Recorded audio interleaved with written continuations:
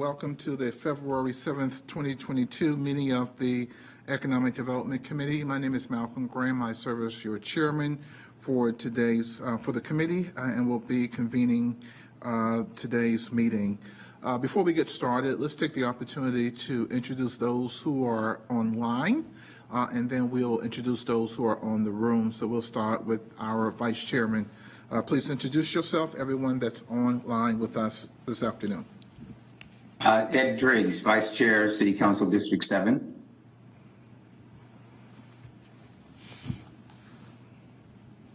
Good afternoon, Dimple Ajmera, Committee Member. Greg Phipps, Committee Member. Good afternoon, Victoria Watlington, District 3. As well as those who are visiting with us that are not members of the committee who are with us virtually.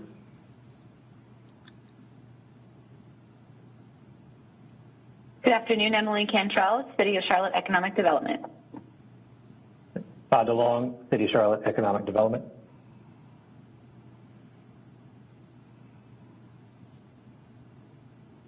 John Martin with SIR Consultancy out of Richmond. Okay. And Rachel Yost with SIR.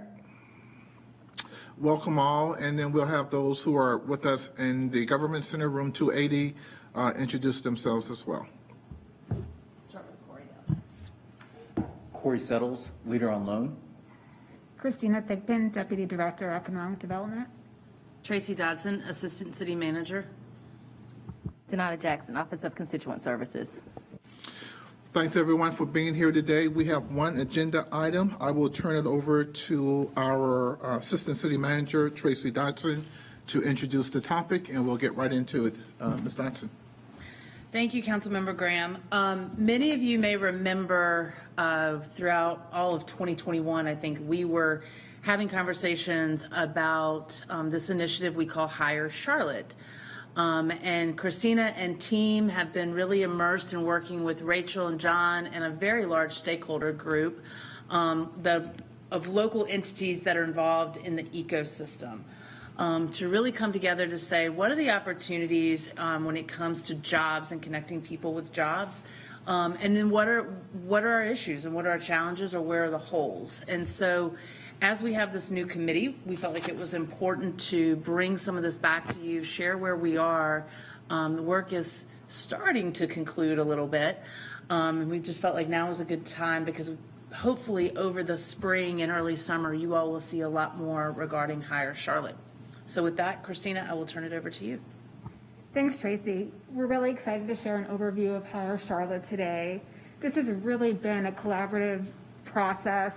We really appreciate the ongoing commitment of our project management team and our steering committee. And all of this work will really help us swim in the same direction and establish a greater level of connection and coordination within the employment ecosystem. And today's focus is really an executive summary of findings to date. And you'll see that each finding really will serve as a building block on which the foundation will be built for this strategic employment framework. I'd like to hand it over to our consultants with SIR, John Martin and Rachel Yost, to share an overview and latest insights and guide us in discussion. Well, great. Well, thank you for that introduction. And it really is our honor to be here today and working on this project. It really reminds me of some work that we were helping you guys with 4 years ago in terms of a vision for Charlotte. And that vision really, the foundational elements were to create a place where everybody thrives. And so we have been working hard over the last almost a year, 9 months on this project and really trying to understand where those opportunities are and for everyone. And I think Charlotte is in a unique position with its success in economic development to really lean into the kind of future that you want to create, the kind of industries that you want to go after, and the type of companies you want to recruit, and to do so in a way where they come and they invest in local people, and everybody gets to move up. So we've been delighted to work on this project, and we're going to take you through just the real 30,000-foot highlights this afternoon, and I'm sure we'll be back in front of you again to share the details of the implementation plan. So Rachel, you want to take us through the highlights? Yes, thank you, John. And we are, again, excited to be here with you all. We're going to walk through a high-level overview of our goals and the inputs in the planning process so that you have a full understanding of kind of what we've been up to and the why behind it. And then we'll move into an assessment of our findings, really an executive summary. And then there'll be a time for some Q&A at the end, and we're happy to answer any questions about what we've been learning along the way. So the overall goal essentially is that we are looking to immediately increase, if we want to move to the next slide, immediately increase Charlotte-Mecklenburg's employment ecosystem's impact on creating and filling good jobs to ultimately drive economic prosperity for all residents and businesses. And we have two particular project goals, and one is to develop a vision or framework. We're calling this a North Star, and that really is our desired future state for the entire workforce ecosystem. And in the framework, that includes shared goals and KPIs and specific action steps for how we will get to that North Star. So what is that North Star in our pathway to get there? And we're also in this unique moment of time where this ARPA funding is going to be coming down. And so we want to look at what we're learning, look at our North Star and our framework to see how can we inform and help direct some of that funding in an actionable, goal-oriented way to help move us towards that North Star. So those are our two initial project goals with this. And on the next slide, we'll see what are we talking about when we say an employment ecosystem. And this is just a model to help illustrate, but really we define an employment ecosystem as a community of organizations that are actively interacting to support a labor supply and demand system related to creating and filling jobs. And we define the best employment ecosystems by 5 different pillars of having collaborative relationships, mutually supportive work, shared values, common goals, and a vision for the future. And an employment ecosystem can operate at a local, city, regional, state, and even mega region level. So here we see it's really about connecting job seekers and employers. And in the middle, you can see all the different types of organizations that are involved in connecting job seekers and employers. And at the center is that North Star, what we're all trying to work towards at the end of the day. And so that's what we're trying to define through this work. So how do you define a North Star? What's our process to do that and get there? Well, on the next slide, you'll see that we developed a 12-step process to do this, and we're kind of at the end of all of this. And so today we're going to walk through what we've been learning. But really, at the end of the day, it's about, first, you need to understand where you are today, what's our current state, and then where are there some unmet needs, those gaps, as Tracy alluded to, and then what is our future state? What happens if we just continue to operate with the status quo the way that we are, or if we were to imply intentionality, what could be possible, and then start to determine, okay, what is that future state that we want? What is that desired future state? And that will move us towards our North Star. So today we're going to walk through some highlights from our current state findings of where are we today, what are some of those unmet needs that we were able to identify, and then moving into some of those future state possibilities. For each one of these, we have a full report, and we will make sure that you can have access to those as they get finalized. But today, this is just the high level kind of key takeaways from each one of those. So we'll move into this, first looking at our current state. And the first one is number 4, identifying Charlotte's employment advantages over peer cities. And you'll see here in the middle the list of the different peer cities that we assessed Charlotte against. And the criteria for this analysis focused on the chase for talent using a business recruitment, targeting, and talent lens. So that's how we landed on that list of peer cities. And we first looked at our demographic measures to understand how is Charlotte demographically compared to its peer cities. And on the next slide, you'll see at a high level, the only exception really for Charlotte, when you look at those other demographic measures on average, is looking at race. Charlotte has a relatively higher Black or African American population compared to our peer cities. So what this tells us is there could be an opportunity to position Charlotte as a more diverse place.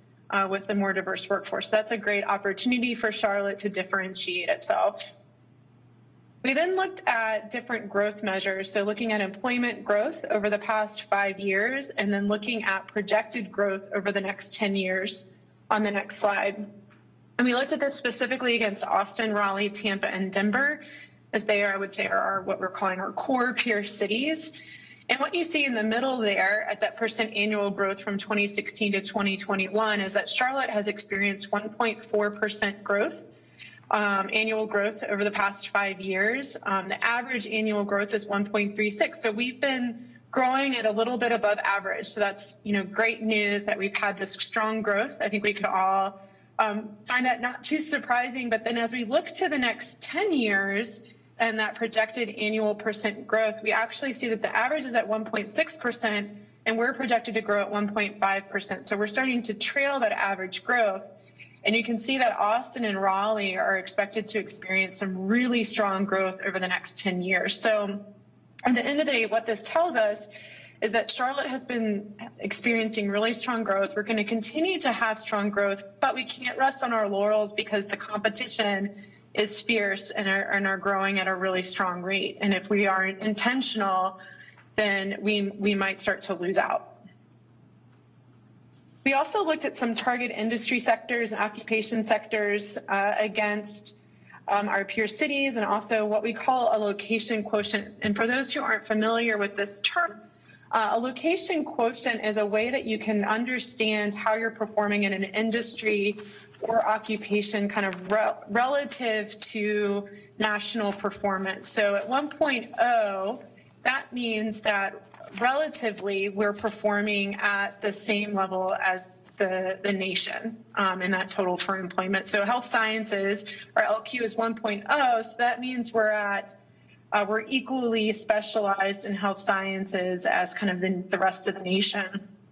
But when you look at an LQ of 1.62 in finance, that means we have a higher concentration of workers in that sector. And so that means that we have a competitive advantage. Typically anything above 1.25 means that you're performing really strong in that sector. And so here we see that we have some strong industries, and that these industries are also going to continue to experience some growth, especially the fields of technology, and this is really around information technology and then health sciences.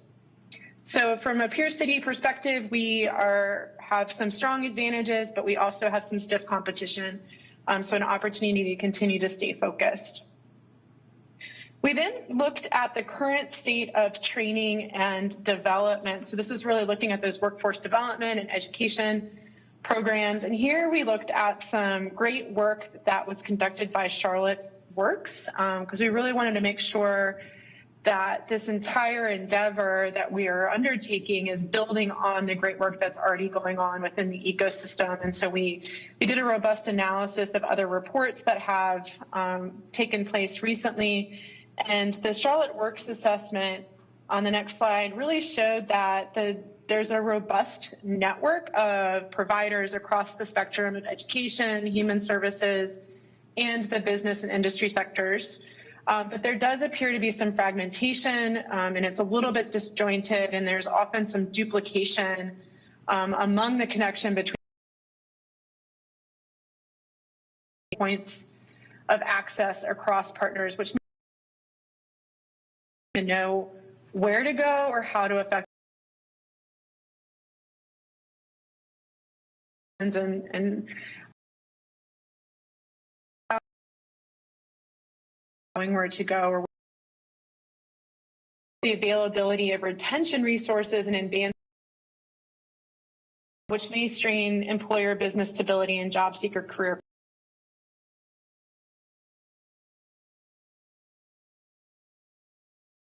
More connected, to have maybe one development and training. Our next topic is looking at Charlotte's active workforce, pretty typical compared with the 7% of civilian 16 at the labor force participation.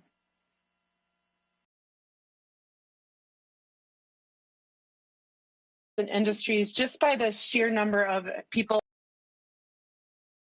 in industries on the next slide. Industries where we have strong employment to meet the basic needs of residents. So things like healthcare needs. But the list also begins to point to leading industry in insurance and transportation. Strong, clusters of.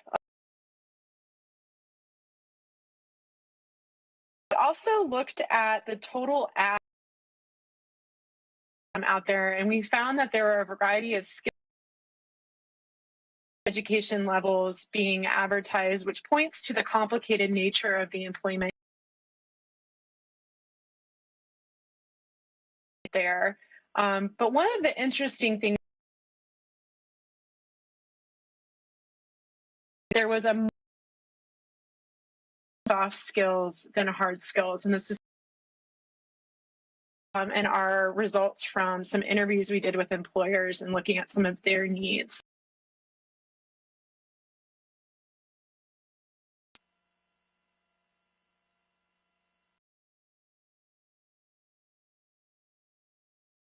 With Tracy's team to really look standpoint,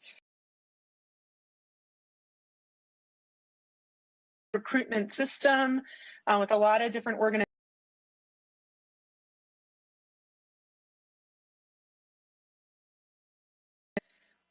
And different players from even workforce development partners to real estate brokers, and then obviously some of the city and county teams as well. And over the past 2 years, Charlotte has had a lot of success. We've set over almost 18,000 jobs created and retained. We do know that things have been starting to slow down over the past year in a lot of ways because of COVID, but we've seen the most activity happening in the manufacturing sector as things start to slow. And then one of the other kind of outputs of this work was the identification of some targeted industries and occupations. And so we've referenced this list already, but here we see it more defined of really trying to, as we think about how do we be more intentional from a business recruitment perspective to align with the employment ecosystem and the needs of the ecosystem and where are our competitive advantages. And so this is where we start to get a little bit more intentional and tactical, and we see a mix of industry and occupation clusters. And so an industry category is a cluster of like businesses, and the occupation category is a cluster of like jobs that permeate multiple industries. We chose these based on looking at historical growth trends, looking at business recruitment successes, and then the strength in talent clusters. And so we have the finance industry, the technology occupation, and again, this is really more about the information technology sector, the business management and administration occupation, transportation and warehousing industry, the manufacturing industry, and the health sciences occupations. And we're going to look at this a little bit more closely as we look at some future scenarios in just a few sections.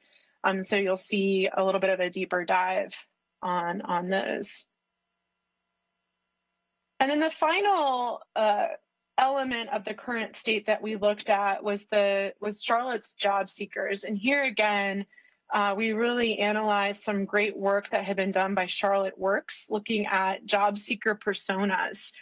And what we discovered is just the vast number of job seeker personas, which indicates the challenge in and of itself, that job seekers are incredibly diverse, with incredibly diverse and varied needs and challenges. And so as we think about how we're connecting job seekers with employers and trying to help provide skills training and upskilling and, whatever it might be, that it's to a diverse mix of people with, again, varied barriers and needs. And so as we think about wraparound services, it really does underscore that challenge and why this is a difficult task that we're undertaking and trying to make a more cohesive and collaborative employment ecosystem.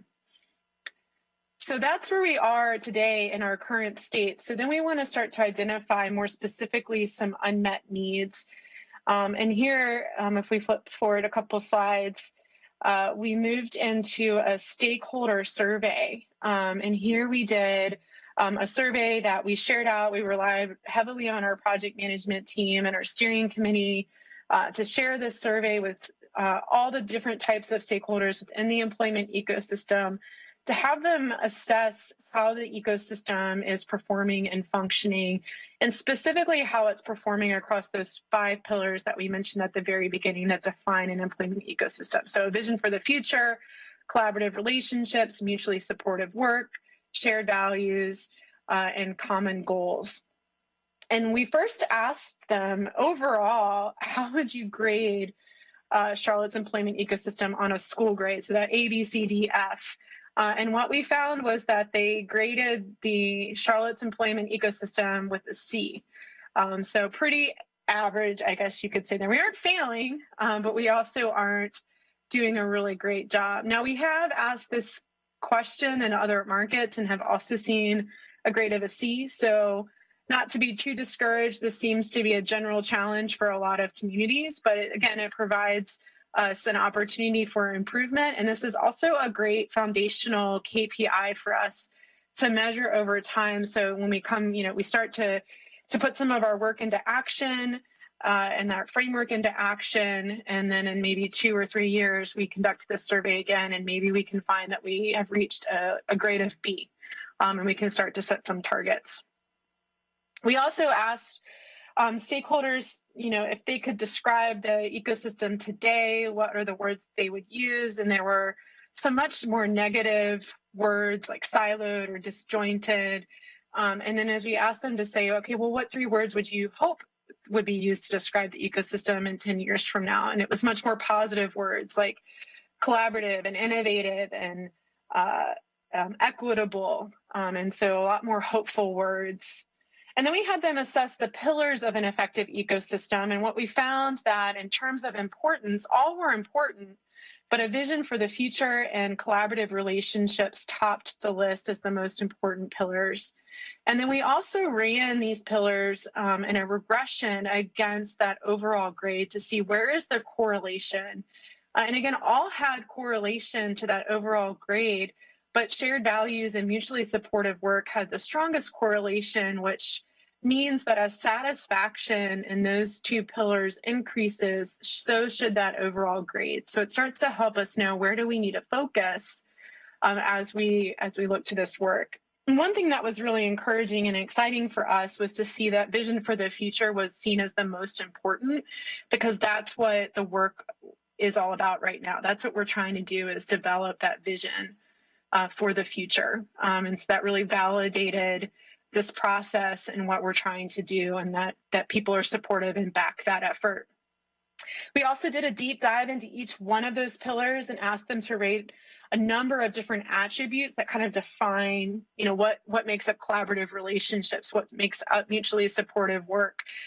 And what we found is that on a 1 to 5 scale, they were receiving a lot of 1 and 2 ratings. So those are more negative ratings that we don't perform well. Again, identifying an opportunity for us to improve how we're functioning across the ecosystem in these different categories. And what was also interesting is that we had a don't know option, and we found some really high scores in don't knows. Typically, we'll see like a 5% don't know score.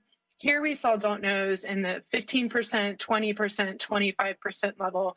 And whenever we see that, that always kind of raises a flag of, okay, there's an issue of awareness here, that people simply aren't aware enough of what's going on to even be able to give a rating. And so that's an opportunity for us to better communicate across the ecosystem of what is happening when it comes to things like collaborative relationships. How are we working together across workforce development, as a subcategory, but then also as workforce development working with employers? Let's share those stories and help make people more aware of what's going on within the ecosystem, and that may also improve some of these scores.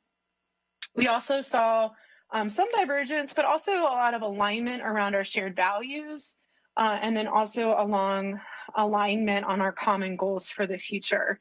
And as we will hopefully come back to you and share the ultimate outcome of all of this work, you'll see how this data really informs the development of the vision for the future, our shared values, and our common goals.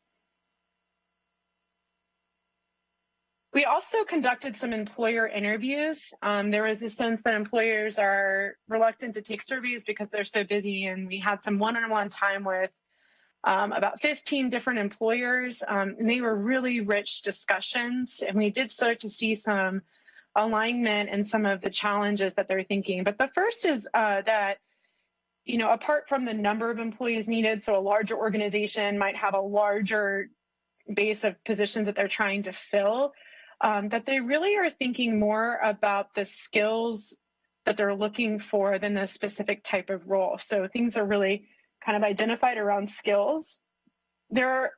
Most employers were providing some level of training in-house. They aren't necessarily relying on workforce development organizations to do that, and often find it's more effective and efficient to do that in-house, either because they aren't aware of where to turn for external support, or because their specific organizational needs are so specific that it's just more effective for them to do that training in-house. Employers also reference that they're moving incredibly fast and they're stretched very thin, and so they need to find employees quickly, and so are often resorting to those tried and true paths that they are used to.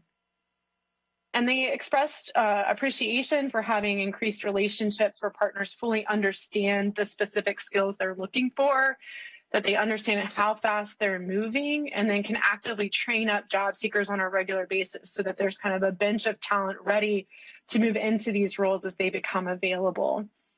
Employers are looking for hired skilled tech or engineering talent, really expressed challenges related to stiff competition for talent and challenges in higher education institutions providing the right type of talent. So again, some opportunities for greater alignment between workforce and education and what the employers need. And employers would like to see workforce partners focus on training entry-level talent around basic soft and social skills. And again, they're happy to train the more technical skills in-house that specifically fit the type of work that they're doing. So overall, really just at the end of the day, employers are moving fast. They're having trouble finding talent. They're often training in-house and welcome and would love to have stronger relationships and partnerships with workforce development organizations. So then we move into the future state. And here, as we think about all this work, we need to have an understanding of what's going on in the world around us. What are those kind of external forces that are shaping the world within us, and that we need to be aware of that as we think about where we're headed in the future. And so on the next slide, we highlighted over 25 trends in a trends report. But here are 5 that may have the greatest impact on our work. And so we have the trend and the implication, but really it's about how this tight labor market is projected for the foreseeable future. So that means that the fight for talent is going to continue, and employers are feeling this acutely. So how do we be really intentional about ensuring there's an availability of qualified labor? There's an immediate need for and continued increase in demand for people with soft skills. We saw that in our kind of state of employment, looking at the ads that were posted, that there were more that were looking for soft skills. We heard this in our employer interviews as well. And so are there opportunities to prioritize teaching and certifying people with soft skills, knowing that organizations can take more of the weight when it comes to some of those harder skills? There's an increase in demand for a consistent base level of hard skills. So we heard this too in our interviews with folks kind of in the fintech or the tech space, there are some base level training and certification of hard skills that they're all looking for from an entry level perspective. So if there are programs that can help train those, and then they can kind of take it from there. And then an increase in upskilling and partnering with external training partners. You know, with technology advancements over the next decade, there's going to be an intermediation potentially of about a third of current jobs. So how do we start to upskill and reskill workers to train for future opportunities so that they can pivot into new roles as we see some of this disintermediation happening? And then a growing appreciation and use of apprenticeships. So, you know, here our challenge for Hire Charlotte is that we should include ways to facilitate a greater use of apprenticeships. We did hear some stories from some employers providing apprenticeship opportunities, and they've been very successful in getting, again, some specific skills and trades in place with workers. So how can we start to expand that into a more scalable way? But again, there's a rich slew of trends that we looked at. We also then looked at some future possible scenarios.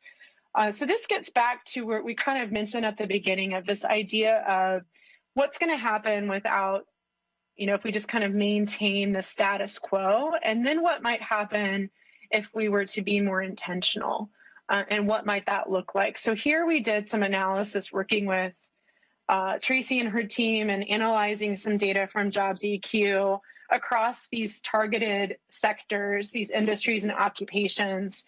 And we looked at where is the current employment and then our current projected growth, and then some targeted projected growth. So this looked at kind of how are we, the deeper analysis that you're welcome to look at, looked at Charlotte versus some of our peer cities and where are others projected to grow in this sector, and looking at that average growth, and then what do we need to do to maintain a competitive edge? And at the end of the day, what we learned is that in finance and transportation and warehousing, that we are still competitive, just kind of on our outright.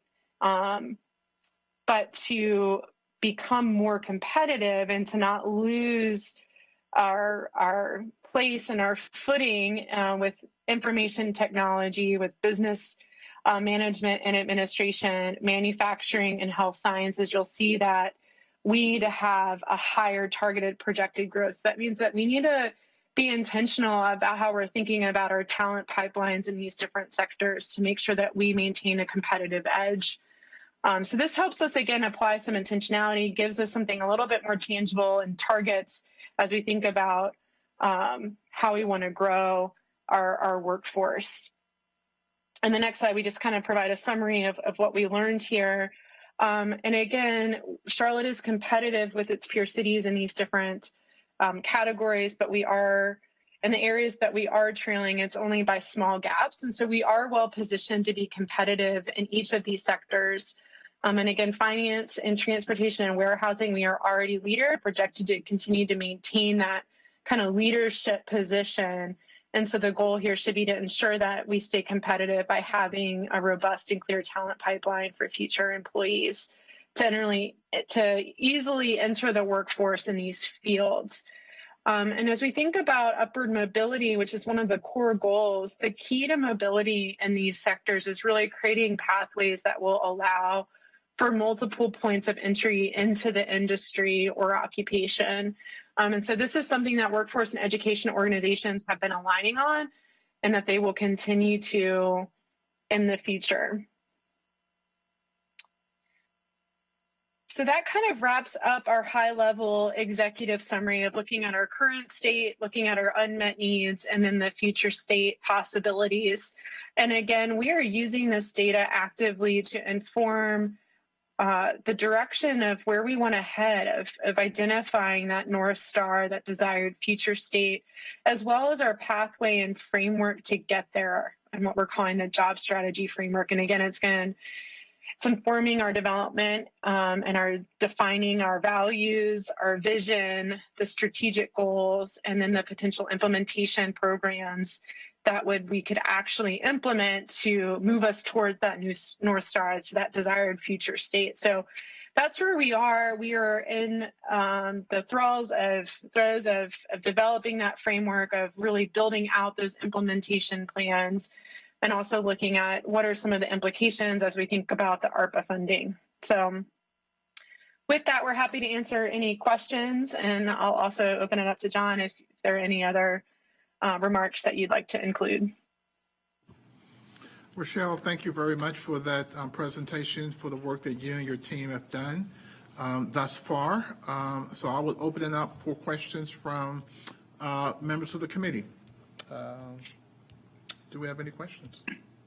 Mr. Chair, it's Driggs. Floor is yours, Mr. Driggs. Thank you. I'm curious whether we can take this analysis and reduce it to a fairly simple kind of table of job categories and skills with a number. So we have a breakdown of 10 or 15 or whatever defined job categories and what the openings are there. And then on the other side, we have a breakdown of the workforce that are looking and what their skills are.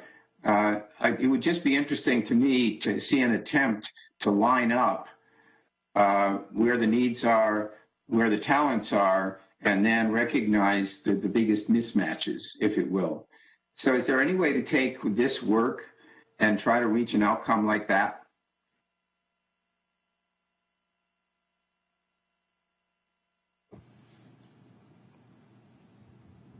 Rachel, you want to give that a try?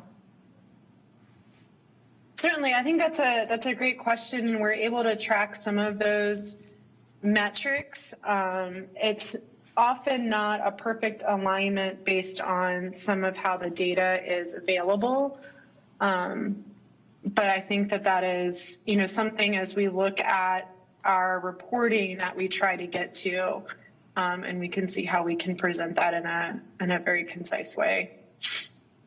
I mean, it seems to me that as we get down to brass tacks and we decide where to put the money, that it would be great to actually have, okay, this sector calls for these talents and the availability of those talents is way less than that. So there's a good opportunity. The other question I had was, you talked quite a bit about soft skills training. What does that look like exactly? Like, what are examples right now of soft skills training? It seems to me that most programs are designed to impart specific skills like spreadsheets, or they're designed to teach people how to work in a certain job environment. But when you're talking about somebody that came out of school and is basically not socially well adapted to a work environment, and maybe you need to work on their discipline, for example, because they aren't accustomed to being disciplined. And I say this partly as a result of having been on the board of Goodwill now for 6 years. And so there's a lot of very basic stuff that people need to learn about how to dress and maybe polish up a little bit their language, their use of language, so that they can be in an environment, for example, where they interface with customers. But I'm not sure where you go to polish somebody up like that so that they can then move to the next step that the employers are offering, which is the training and the things you need to know in order to work in their environment. I think that's an excellent point, Mr. Driggs, and something that we have heard echoed by some of the employers that we interviewed, and that challenge. And we know that organizations like Goodwill have been working, learned about already working in the soft skills category, and have been having kind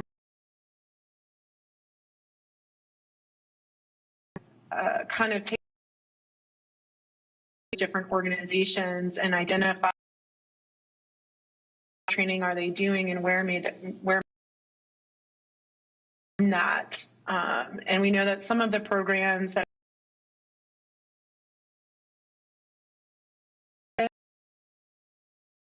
up again. I'm also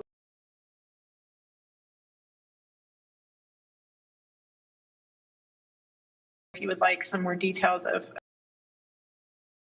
going on.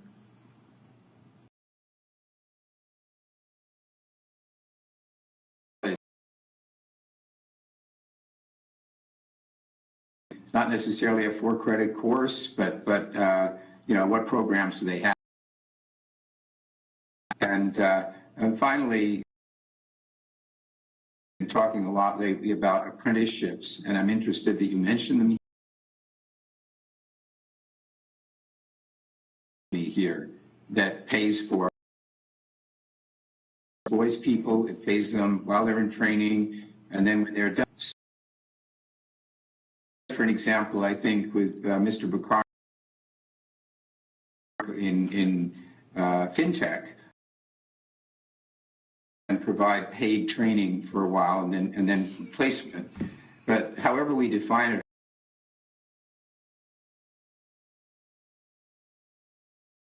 the end, that package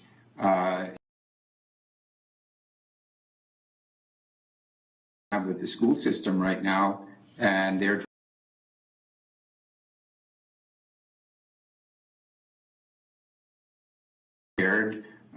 again, I was on another board, Communities in Schools, and we realized that measuring graduation rate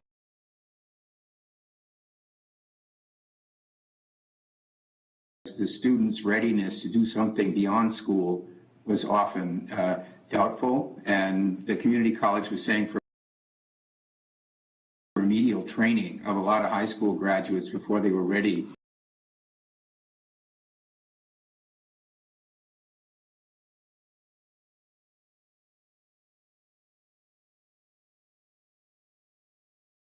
Here's a need, you know, and here's a deficiency, and that will enable us to be targeted in terms of the programs that we fund, because we have to make some pretty near-term decisions, and I think we have proposals already for tonight.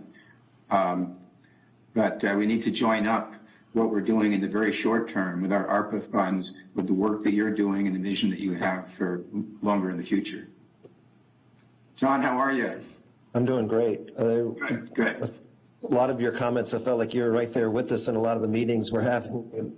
We really need to get to that specificity, and we are working on that. And I think your comments about soft skills are just spot on. It's not only the training, and it's difficult and challenging, but it's also sort of the certification that business has said to us that the ecosystem doesn't move at the speed of business, and they're desperate for people, and they want to help winnow down candidates, and they would just love to have some sort of understanding of people's capacity. And so not only is training important, but also some sort of certification. And it's something that the industry in Charlotte, the ecosystem, was working on pre-COVID on trying to unify the soft skills packaging and training. And so the group that's been part of this has gotten really excited, saying, oh my God, we've got to dust that off. This is the time. So we're excited about leveraging work that's gone on before and bringing that up to you guys. And Mr. Chair, I had one more comment if it's still my turn. The floor is still yours, Mr. Drags. 20 minutes and we're still going strong. Yes. All right. The word disjointed, that connotes a lot to me. And in fact, I have talked to the mayor on occasion, and in the past tried to promote the idea of the city leveraging its investment by cataloging the different nonprofits and other programs and trying to be a clearinghouse or consolidate the efforts, harmonize those efforts. Because I think a lot of people that run the nonprofits are sort of conscious of the fact that they operate in a little space and they don't really know what the people operating in other spaces are doing. So there's probably potential for more productivity there if we could just, again, synchronize and harmonize those efforts. Thank you, Mr. Drags. I think your questions are spot on because they were similar in line to mine in terms of apprenticeship programs, soft skills, the needs versus the talent. So 20 minutes well worth spent. Thank you for your questions. Thank you, sir. Mr. Phipps. Yeah, I guess I was sort of surprised about the ecosystem there for information. I thought at one time we did sponsor like a one-stop shop for business or whatever that you could go through. So the fact that you had 3% people giving it an A and 4% of the people giving it an F, with C being the average grade, to me that's something it would seem to me that would be something that we could work on expeditiously. In terms of, and I too noticed those words that we use like disjointed and that there's an acute need for soft skills training, something that really perks up, because I guess it's a matter of fact, okay, if you could, can you get people to be able to interact and gel as a team and be disciplined in terms of, coming to work on time and those kinds of things. And you also mentioned that we have a lot of organizations working in these areas, but there's a lot of overlap. And I'm wondering, how can we, is there an organization that just specifically focuses on soft skills or not? Or if they dabble in a little bit of soft skills and sort of everything, Mm-hmm. So I'm talking like the Urban League, even Goodwill and some of these other entities. But something like an ecosystem where somebody could go one stop, repository or something, seems like to me that that's something that we could work on to at least get that going in a pretty good, in an expeditious kind of way. So, but I thought we had something like that in place. And when you're talking about intentionality, I always thought our overall efforts were intentional. So, so this is really shedding some light on some things we need to work on. And I don't know, probably COVID maybe impacted the ability to come together and do some things. He said some things were maybe put on the back burner, as a result of COVID. Now they're blowing the dust off it and getting reacclimated. But I really do think that that we could definitely work on that on that ecosystem piece to get the information out there, and maybe get even from businesses, get like a listing of this is what we need, and who can we get to start working on some of those things to get them in more of a position to be able to work quickly at meeting their employment thresholds and such. So this is very interesting discussion, very interesting points raised. I look forward to seeing what we can do to improve situations going forward. Thank you, Greg, for those comments. Any additional questions from the committee members?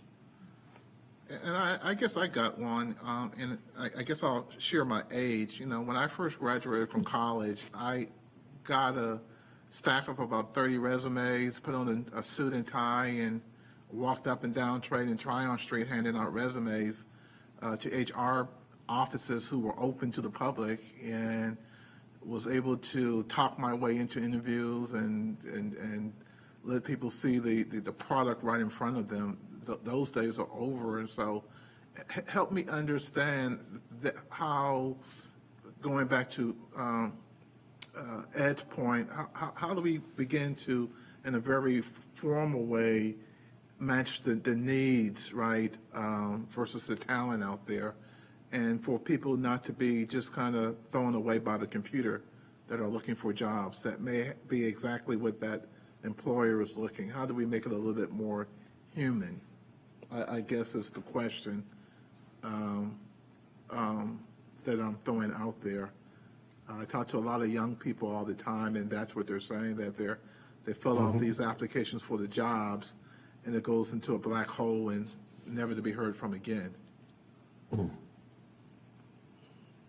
I'm not sure. It's all those algorithms. Right. I think it's another excellent point. We got to bring a human dimension to this as well. it gets back to coordination and making sure the communication's there to have employers, do open houses in scale, and that the job seekers know about those. And so there's no one silver bullet answer to all of this. We're actually, flying the plane, while we're building it, and the whole process that we've gone through has really opened up everybody's eyes that we just have to work together through greater coordination and collaboration. And so that's what you'll see in many of our recommendations, recommendations that aren't coming from SIR, but really from us shepherding the entire industry with representatives that represent the whole ecosystem. So we're looking forward to that, and please bring that same line of questioning to what you see, particularly that human aspect. I think that's really important. I think Tracy wanted to jump in there. I can feel you over there. You feel it? So, I think that for me has been one of the things that we kind of knew going into it, but really because of the way that we've structured this, with having so many players in the ecosystem at the table with us along the way, having a lot of different lenses on it, from workforce development to business recruitment. We're very fortunate in this community to have all of the initiatives that we do have, but this has told us what I think we've suspected going in. It's somewhat fragmented. And then really for me, the big aha was, at the rate which we can deliver is not anything close to what employers need. And so how do we, and I would say, John, not to put words in y'all's mouth, but I think that part of that ecosystem has noticed this too, going through this process, to say, oh man, we're doing so much, but we're really not meeting the needs of the business community, and how can we better align? So the number one hope I have coming out of this is to get to some type of alignment. People can still have their own initiatives, but we got to get to some kind of alignment that can connect people and jobs very quickly. I think that's where I'm at. And I think that's where Ed's at, and all his comments earlier in the meeting is, how do we make that connection a lot very intentional, right? And I guess who owns it? There's a number of responsibilities, right? But who's the puzzle, the guy or the young lady that's responsible for putting the puzzle together, right? Making sure that what we're doing here, that's in alignment, notwithstanding the fact that everybody's going to do what they got to do, but that's making sure that we're focusing on apprenticeships and the soft skills training, which I think is really, really important, especially when there's recent graduates from our community college, UNC Charlotte, Johnson C. Smith. They have the academic training, right? But they need some furniture polish, right? Windex to kind of buff them up to kind of go into the job market, almost in like a quote unquote finishing school, right? So that they are prepared to go work for a new company that's coming to town, or those who are historically here, the banks or transportation. So, and I was hope that would be some of our nonprofit partners that will fill that role. And I think we ought to be really intentional about communicating with Goodwill and the Urban League and even Johnson C. Smith as they produce talent for the community that they're ready to go when the offers come. Well, and the great thing from this too is, based on where we are, the request on the ARPA funding that you have in front of you tonight is really reinvesting in programs that we've already invested in before, that we've seen success with. But the second round of ARPA funding is really designed for us to work with our stakeholders in just this way, right? So where are the gaps? Who start to think through who should be doing what? Where do we need to support versus others support, and really start to create that alignment? Been clear with everybody on the stakeholder group. It's not just about the city's ARPA money. It's aligning resources across the board, but at least we have some resources at the table to kind of work with to fit and see what we can do in those programs. But it's exactly that. And having this large stakeholder group that's been really robust and represents a good portion of the ecosystem, I think has been is a great piece of it going into this process. Corey, you want to say something? Yes. John, what are the employers saying? You say they move at the speed of light. Are they taking it on themselves and said, I'm going to go do this, or what's the feedback you're getting from them? Yeah, well, we just had a great call with Truist there saying, what can we do? And we're really at that point in terms of programming. And part of that is saying, this is what has to be done. Who wants to lead this? You know, this is the attitude employers need to have. Here's a specific program we think should be in the final recommendations. Who wants to take ownership of this? So we're right in that point, and I can just say it's really all positive. And again, it gets back to that, what's in it for me? People on both sides of the equation are saying, oh my gosh, we got to do better. Let's all huddle around a vision in these programs. So, and that's what I've seen, right? It's about building relationships and connection. It's just not a flash in the pan. Oh, we need people. We need people. It takes time. yeah. And you know, at Bank of America, what we have is we're distributing Chromebooks. Well, that was an opportunity for someone to get with a child and teach them about the Chromebook and teach them about some of those soft skills and those things that are necessary to be successful in the world. And we had outpourings of all these employees who want to help, but didn't even know that there was a need. They knew there was a need, but they didn't know how to get involved.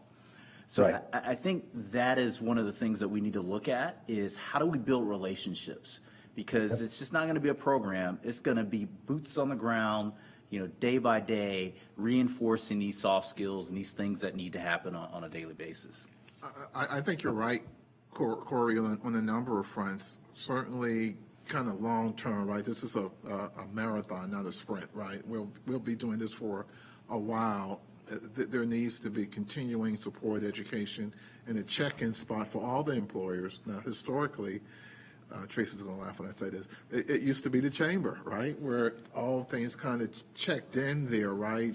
Businesses, small, major employers, small businesses, those looking for a job because that's where the jobs are, where the businesses are, right? And I'm not sure we got that type of system anymore where people can kind of check in on a number of fronts there. So there has to be a there, right? And so hopefully we can kind of help answer that question. Where's the there? And who's going to put the puzzle together? And who's going to evaluate how well we're doing, right? And who's going to make sure, Greg, we move from a C to an A, right? I mean, who's going to own that, I guess is what I'm saying. Mr. Drake, you have a second question? Yes, thank you, Mr. Chair.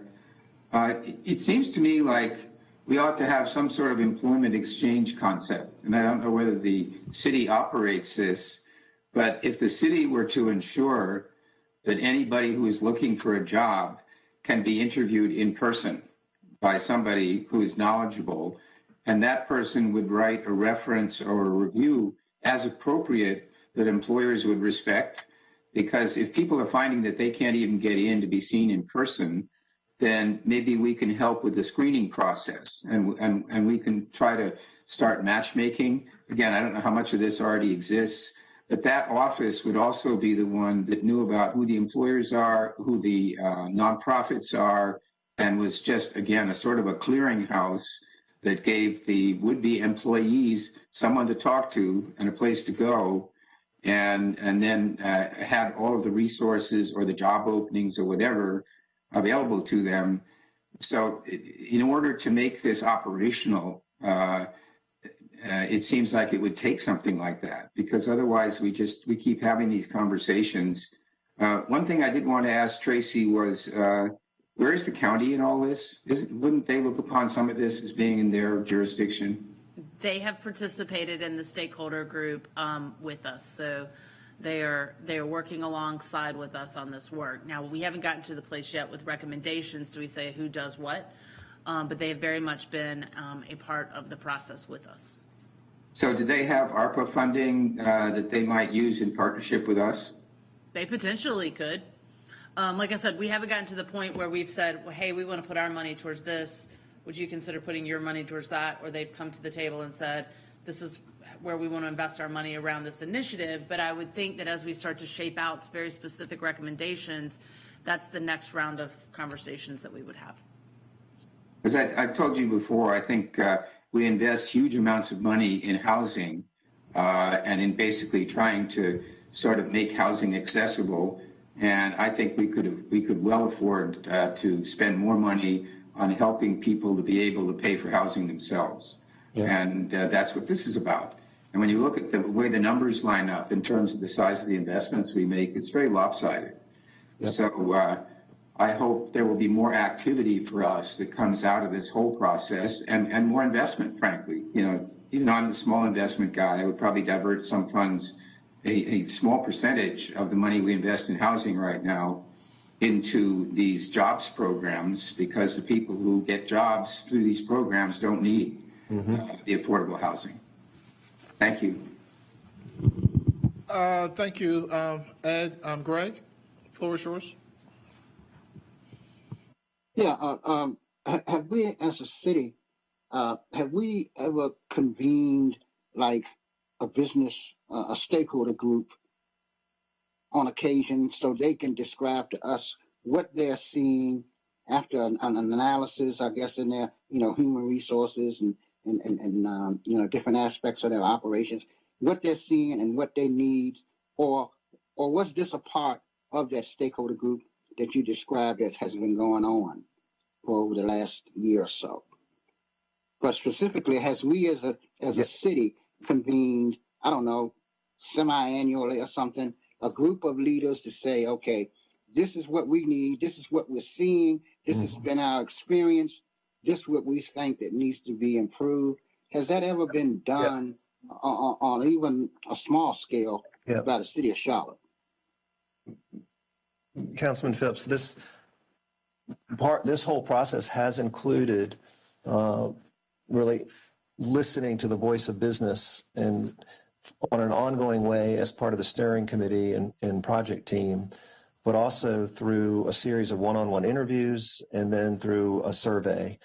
And so the voice of business has really influenced the direction that we're going in, including the vision to really make this employer-centric, that the whole program, if we're not delivering for employers, then who are we delivering for? We got to make sure that we benefit the residents of Charlotte, but the customers we got to fill these jobs.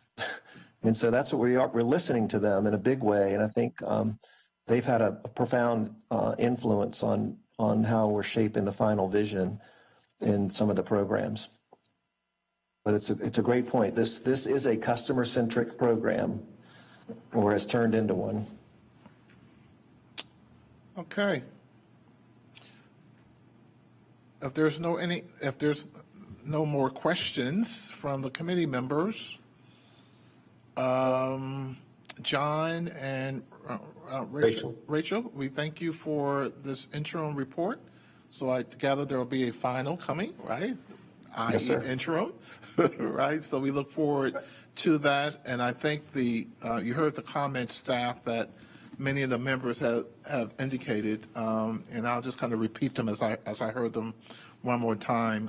Again, apprenticeship programs, relationships with our community colleges and our local colleges and university, a focus on soft skill training. I used the analogy furniture polish and Windex buffing people up. Identifying where the needs are versus the talent that we have in our community. How do we increase our score from a C to an A? A C is not what we want to be in Charlotte, right? We always want to be head of class, and so what do we have to do to do that as well? How do we collaborate with other workforce development partners in the community? Where is that check-in spot for employers and employees, and who's putting the puzzle together, right? So those are basically things I think I've heard from the committee members that we hope that you would take back as you prepare the final report, and how do we begin to answer some of these questions. So Ms. Dodson has re-entered the room, so I'll give her any parting comments before we adjourn.